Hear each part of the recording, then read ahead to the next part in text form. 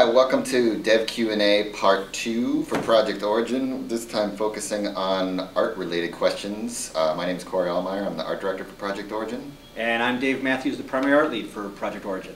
And we'll be answering a few of your questions here today, so let's see how the show goes. Did someone say show go? Al Bumsfeld asks, I really enjoyed the recently presented models on 1UP. Will the game itself deliver the same quality as shown on the models in game 2? Yes, those were our game models, so absolutely. We're not building any separate, fancy marketing asset models. Like everything you've seen so far with our game is the in-game models themselves.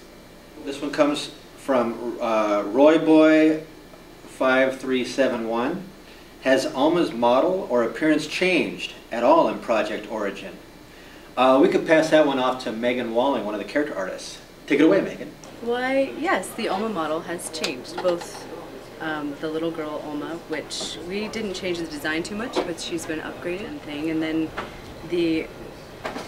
one of the adult versions of Alma, the one that I'm allowed to talk about, has gone through significant updates for sure, and more story elements applied to her visually. This is another question from 50AENEUS. When we pick up weapons, items, or ammo, will we actually be able to see a hand reaching out? You'll always see a hand when you're interacting with specific game objects, but I think when at just minor inventory items, usually it's just a pickup, because when you pick that stuff up, you could be in the middle of a firefight and you don't want your hand coming off your gun to go groping around for a piece of intel or something like that. But excellent question. This one comes from Riawi. I guess that's how you pronounce it. What had inspired the devs to create the ruined Auburn? It's hard to find modern photo reference of nuclear bombs going off, but that's kind of... It wasn't a nuke the Alma explosion, but it was similar. So we looked at a lot of the stuff from Hiroshima, and yeah, it's kind of a depressing reference to do, but that's where we looked. Lion Cake asks, what change will be made with the overall lighting system? There's been a lot of changes to the lighting system. I would love to go into monstrous detail about it. But ultimately, the guy that can answer these questions more concisely than I can as a babbling idiot is probably Russ. So for Project Origin, we're on 3 platforms: PS3, 360, PC. We basically rewrote our shader system to be on all 3 platforms, have a unified look across all 3.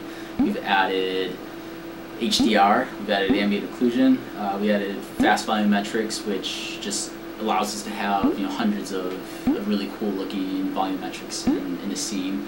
And we've also added static light volumes, so that's actually a big change for us because it went from all dynamic down to being able to have some static light volumes. Bellyjack95 asks, Great name. Are you upgrading or revising the look of all the uniforms for Delta Force and the clone soldiers, or will they basically remain the same with only minor tweaks? Yes, we're overhauling all the uniforms drastically. This is a sequel and it's an escalation, and all the characters are the replicas still look like they're part of the same army, but they've been upgraded a bit, and the group of Deltas in our game are a completely separate unit from the guys that kind of got turned into hamburger in the first game. So everything will look different. I think it would be a bit of a disappointment to our fans if we trotted out the same models from a 3 or 4-year-old game.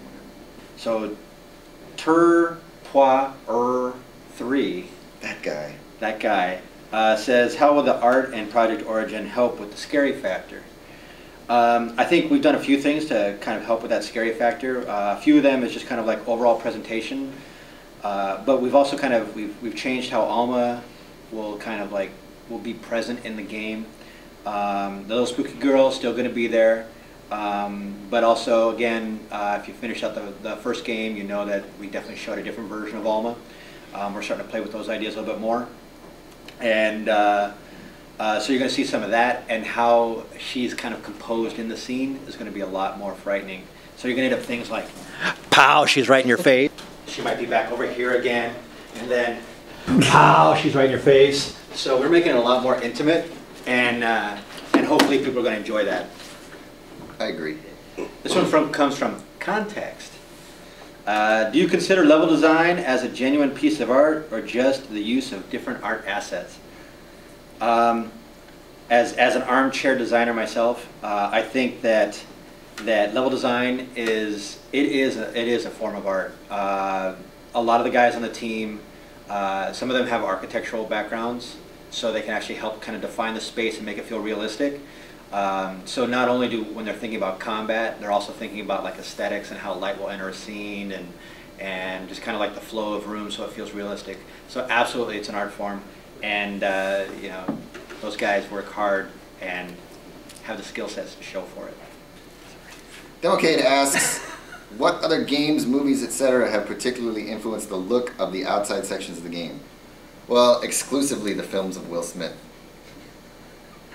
Oh, it's a lot of war movies, a lot of World War II movies. It kind of inspired the destroyed city streets. Like throughout the game, we've gone to actual locations and do actual video shoots. Yeah.